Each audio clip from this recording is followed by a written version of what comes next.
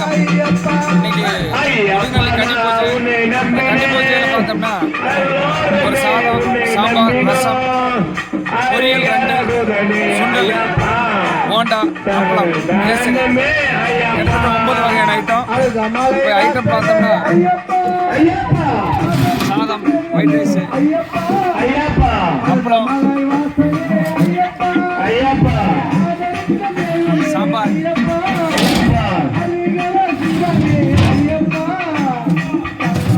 Kesari, pineapple kesari,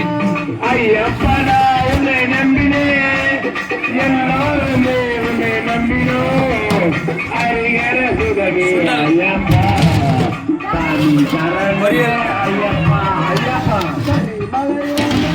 bonda, ரசம்.